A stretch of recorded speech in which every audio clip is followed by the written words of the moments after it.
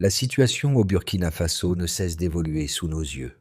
Ibrahim Traoré, à seulement 37 ans, incarne le renouveau et la résistance face à une pression géopolitique internationale croissante.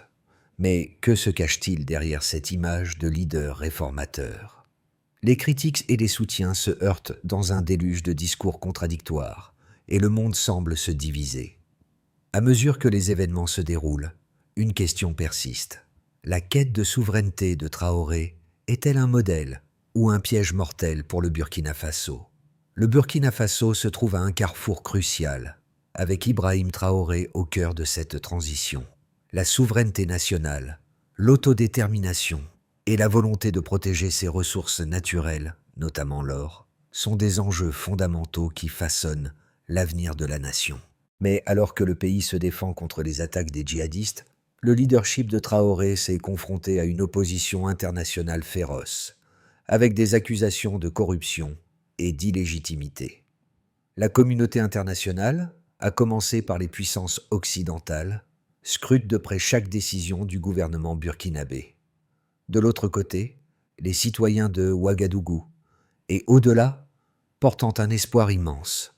Si Traoré parvient à maintenir sa ligne face à ces pressions, cela pourrait devenir un modèle de résilience pour toute l'Afrique. Mais si son projet échoue, le pays pourrait s'enfoncer davantage dans l'instabilité. Le jeu est risqué, et l'avenir du Burkina Faso en dépend. Ibrahim Traoré n'est pas un dirigeant classique. Lorsqu'il prend les rênes du Burkina Faso, il hérite d'un pays épuisé par des années de conflits internes et d'ingérences étrangères. Le coup d'État qu'il a orchestré en 2022 n'est que la dernière étape d'un processus de bouleversement dans la région. Mais ce n'est pas seulement un coup d'État militaire, comme tant d'autres dans l'histoire africaine.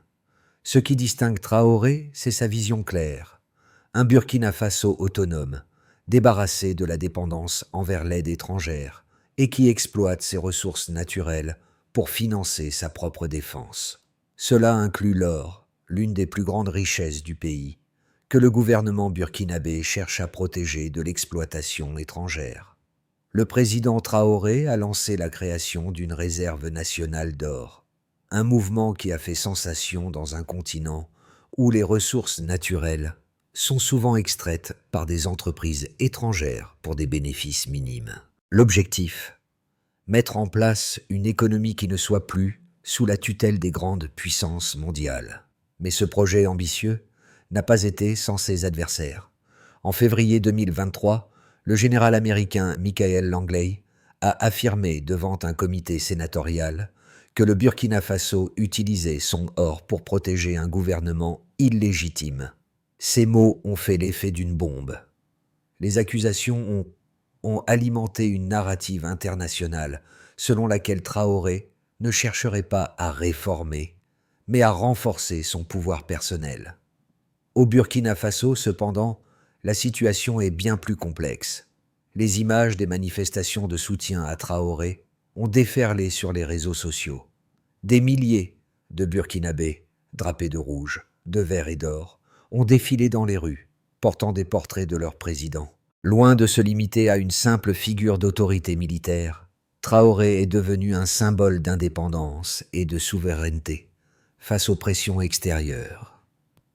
Son rêve de voir le Burkina Faso se défendre sans dépendre des puissances étrangères résonne profondément auprès d'une population fatiguée par des décennies de domination économique et politique. Ibrahim Traoré est bien plus qu'un simple militaire. Il est un homme de principe forgé par l'histoire du Burkina Faso.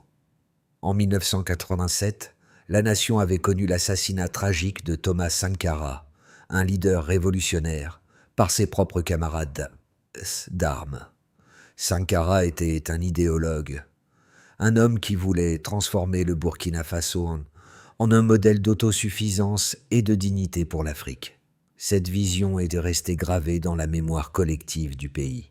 Traoré, jeune militaire au moment de la mort de Sankara, n'a pas seulement hérité de l'histoire de son mentor, mais il a aussi été marqué par les erreurs fatales de ce dernier. Là où Sankara a échoué, Traoré souhaite réussir. Il s'est promis de ne pas faire les mêmes erreurs en termes de confiance excessive envers ses alliés internationaux.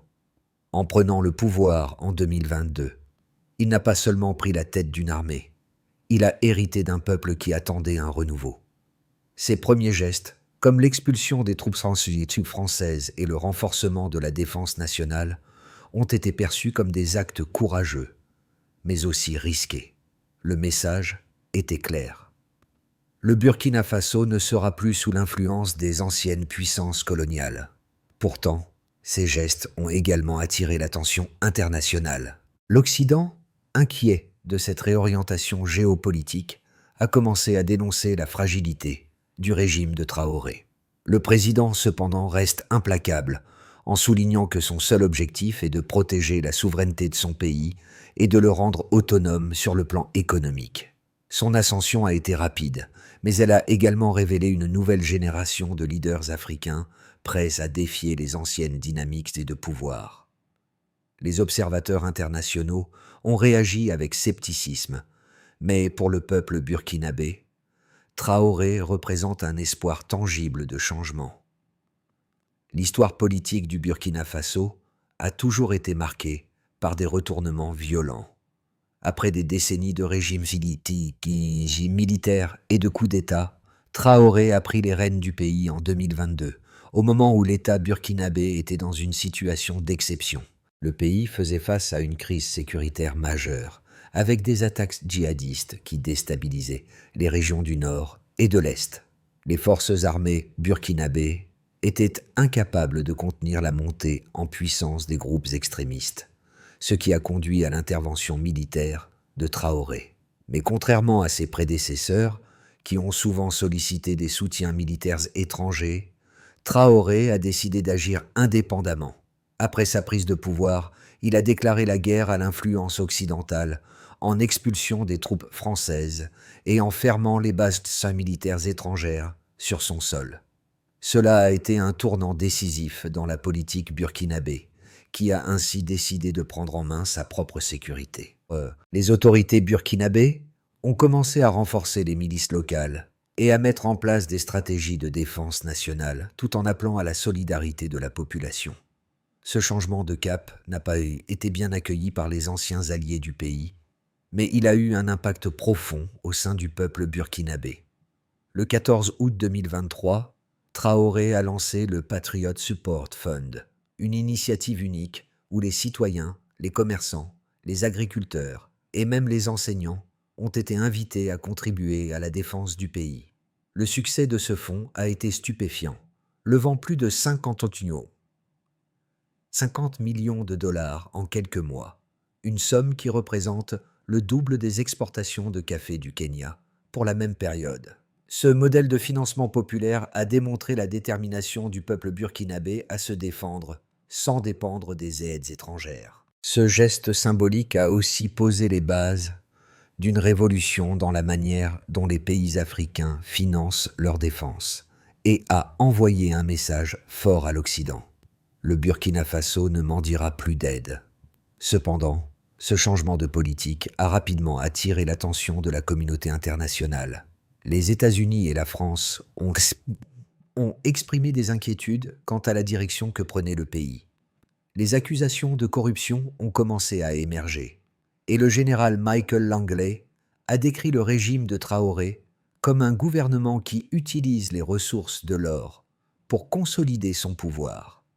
Cette vision a été amplifiée par les médias occidentaux, mais au Burkina Faso, la réalité est bien différente.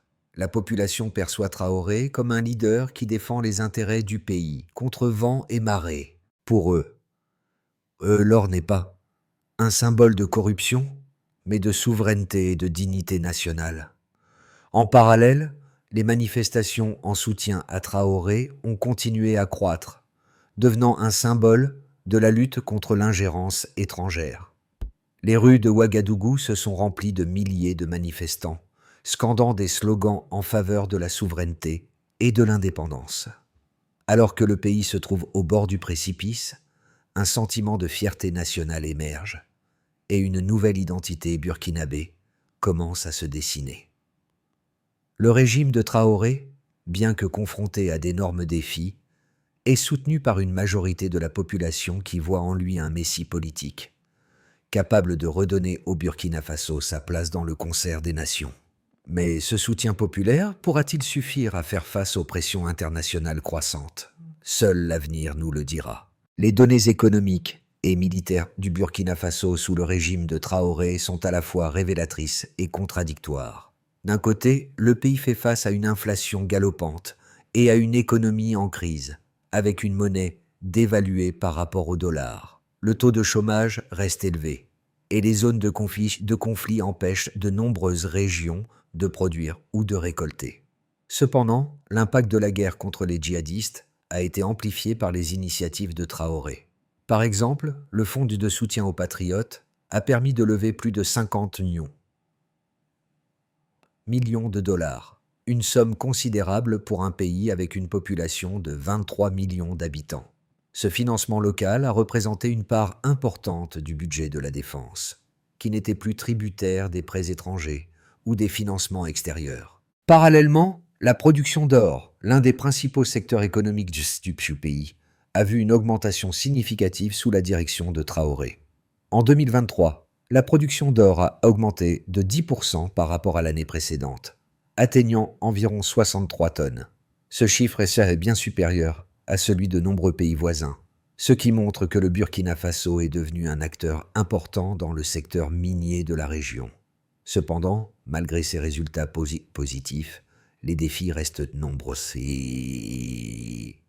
L'insécurité persistante dans certaines régions du pays empêche le secteur minier de se développer pleinement.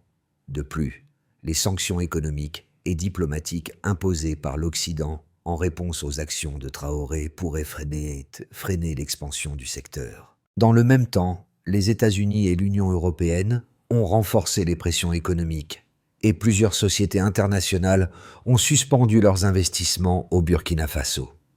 Ces sanctions ont déjà eu des effets visibles sur les exportations burkinabées, qui ont chuté de 15% en 2023 par rapport à l'année précédente. Malgré ces obstacles, la détermination de Traoré à bâtir une économie indépendante semble ne pas faiblir. Le président a ouvertement exprimé son désir de diversifier les sources de financement en se tournant vers des partenaires non occidentaux, notamment la Chine et la Russie, pour compenser la perte des investissements occidentaux. Ce modèle de diversification économique pourrait transformer la dynamique du pays. Mais il présente également des risques en raison des défis géopolitiques associés. Les experts s'accordent à dire que le Burkina Faso se trouve à un carrefour, où ses choix économiques détermineront son avenir à court et moyen terme. L'ascension d'Ibrahim Traoré, en dépit des nombreux défis, trouve ses racines dans la capacité du président burkinabé à s'adapter et à répondre aux critiques, tout en poursuivant son objectif ultime, l'autonomie du pays. Pour de nombreux observateurs, sa décision de prioriser la souveraineté nationale plutôt que de se soumettre à des alliances extérieures représente un acte audacieux, mais nécessaire. D'une part, Traoré est perçu comme un leader progressiste qui cherche à briser les chaînes du néocolonialisme économique, en réorientant les priorités de son pays, notamment en rejetant les influences étrangères et en augmentant la production d'or. Il a redéfini ce que cela signifie être indépendant dans un monde globalisé. De plus, le soutien populaire dont il bénéficie témoigne de la légitimité qu'il a acquise en tant que défenseur des intérêts nationaux.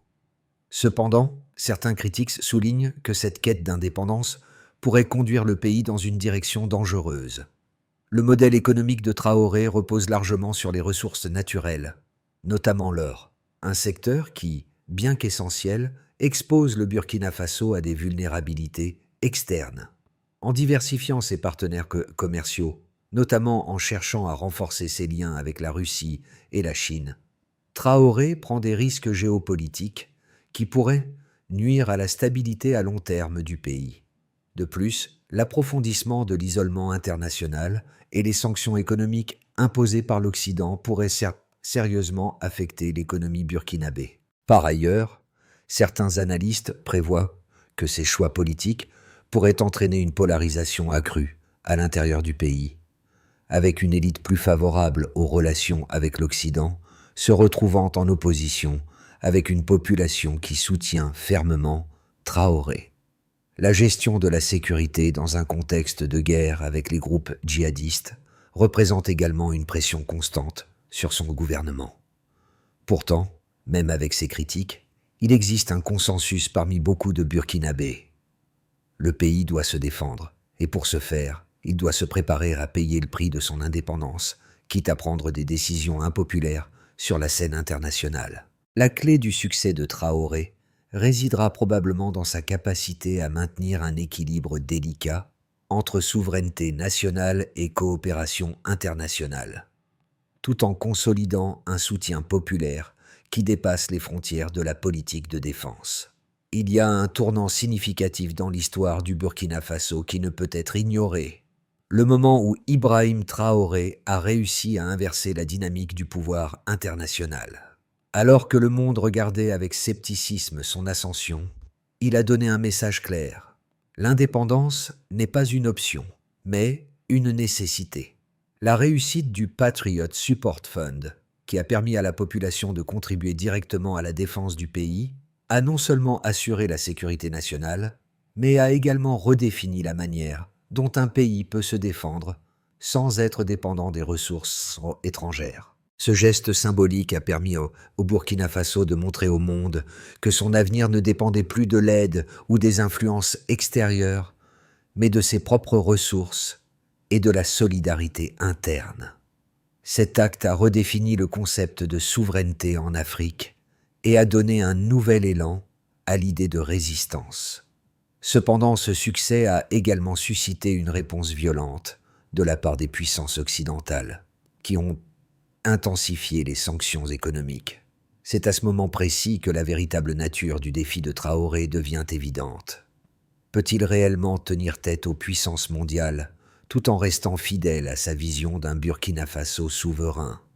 L'impact des choix politiques d'Ibrahim Traoré sur le Burkina Faso est palpable dans plusieurs domaines, tant sur le plan interne qu'international.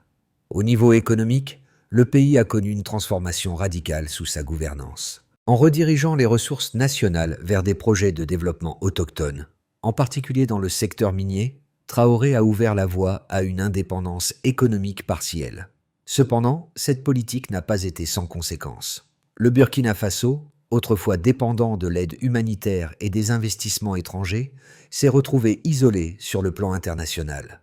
Les sanctions économiques imposées par l'Union européenne et les États-Unis ont affecté les exportations, notamment dans le secteur du cacao et du café. Ces restrictions ont entraîné une baisse significative des exportations burkinabées, affectant directement les revenus de l'État. Néanmoins, la production d'or a continué de croître, compensant en partie ces pertes. Le pays, malgré les obstacles, a maintenu une croissance dans son secteur minier, avec des prévisions annonçant une augmentation de la production d'or de 10% par an.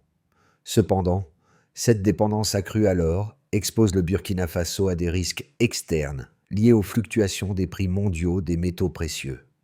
En parallèle, la situation sécuritaire a continué de se détériorer, avec des attaques djihadistes qui ont déstabilisé plusieurs régions du pays. La guerre contre les groupes extrémistes reste le principal défi de Traoré. Bien que la population soutienne majoritairement la lutte contre le terrorisme, la guerre engendrait des conséquences dramatiques, notamment la perte de vies humaines et le déplacement de milliers de Burkinabés. Cette situation a exacerbé les conditions de vie dans les zones rurales et a fait augmenter le taux de pauvreté, malgré les efforts du gouvernement pour redistribuer les ressources. La montée de l'insécurité a également freiné les investissements dans d'autres secteurs économiques, ce qui a rendu plus difficile la diversification de l'économie burkinabé. En somme, les efforts de Traoré pour rétablir la souveraineté économique du Burkina Faso ont porté leurs fruits dans une certaine mesure, mais à un coût élevé. L'avenir du pays dépendra de sa capacité à surmonter les défis internes tout en jonglant avec les pressions géopolitiques extérieures. Le pari est si risqué, mais il pourrait ouvrir la voie à un modèle africain de résistance face aux influences étrangères. Dans les 6 à 12 mois à venir, le Burkina Faso pourrait se retrouver à un carrefour décisif. Plusieurs scénarios sont envisageables, chacun ayant des implications profondes pour la stabilité politique et économique du pays. D'abord, le scénario optimiste repose sur le succès continu du modèle de souveraineté de Traoré. Si le gouvernement parvient à maintenir son soutien populaire tout en renforçant ses capacités de défense, le Burkina Faso pourrait se tourner vers une période de stabilisation. L'économie pourrait bénéficier de la hausse des prix de l'or et des investissements dans le secteur minier, permettant au pays de consolider sa position sur le marché mondial. De plus, une amélioration de la situation sécuritaire, grâce à des tactiques de défense efficaces, pourrait encourager un retour à la stabilité interne.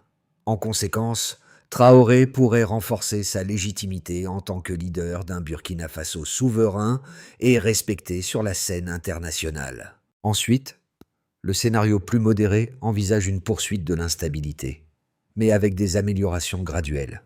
Bien que le pays reste exposé aux pressions externes et aux attaques djihadistes, une réponse adéquate de la part des autorités burkinabées pourrait atténuer les effets négatifs. Le soutien international pourrait se réduire, mais la population continuerait de soutenir Traoré en raison de son engagement en faveur de la souveraineté et de la défense des intérêts nationaux. Toutefois, ce scénario impliquerait une gestion complexe des tensions internes et des divisions entre les élites politiques et les citoyens.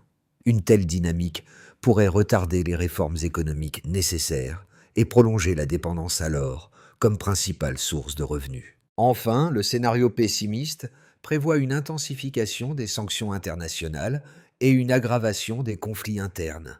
Si l'Occident continue de renforcer ses pressions économiques et diplomatiques, et si la guerre contre les djihadistes s'intensifie, le Burkina Faso pourrait se retrouver dans une situation de crise plus profonde.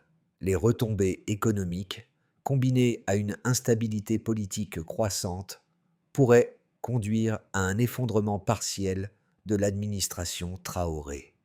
Dans ce cas, le pays risquerait de perdre sa souveraineté économique et militaire, tout en devenant un terrain de conflits internes violents. Le parcours d'Ibrahim Traoré interpelle bien au-delà des frontières du Burkina Faso. Son défi contre l'ordre établi est plus qu'une lutte pour la souveraineté. C'est un appel aux autres nations africaines. Dans un continent où l'histoire a souvent été écrite par des puissances étrangères, Traoré incarne une génération de leaders qui refusent de plier sous la pression internationale. Mais qu'en est-il de l'impact de sa politique sur les citoyens ordinaires, ceux qui, au quotidien, vivent dans les villes et les villages du pays? Pour eux, Traoré représente une lueur d'espoir. Les habitants de Ouagadougou et des régions rurales, confrontés à des conditions de vie difficiles, voient en lui un homme qui comprend leur lutte. La solidarité manifestée par la population dans le cadre du Patriot Support Fund a illustré cet engagement collectif envers la défense du pays. En fin de compte, ce qui frappe chez Traoré, c'est sa capacité à transformer une vision politique en un mouvement populaire. Mais cette popularité ne garantit pas une victoire à long terme. Les citoyens du Burkina Faso, bien qu'unis derrière leur président, devront faire face à des défis qui dépassent les frontières nationales. Le soutien à Traoré n'est pas seulement une question de politique intérieure, mais aussi un symbole de la lutte pour une Afrique indépendante et maîtresse de son destin. En cela, la trajectoire du Burkina Faso pourrait bien influencer les orientations futures de tout un continent, confronté à la question de sa place dans l'ordre mondial. Pour qu'Ibrahim Traoré réussisse à mener le Burkina Faso vers un avenir plus stable et prospère, il doit mettre en place une série de réformes ambitieuses qui englobent à la fois les secteurs économiques, sociaux et sécuritaires. La première étape cruciale réside dans le renforcement de la défense nationale. Traoré doit poursuivre ses efforts pour doter son pays des capacités militaires nécessaires pour faire face aux menaces djihadistes tout en consolidant un soutien populaire fort. Cela implique une meilleure formation des forces armées et des milices locales, tout en cherchant à rétablir l'ordre dans les zones de conflit. Sur le plan économique, Il est impératif que le Burkina Faso diversifie ses sources de revenus. Bien que l'or soit un pilier de l'économie, Traoré doit encourager d'autres secteurs comme l'agriculture et les infrastructures.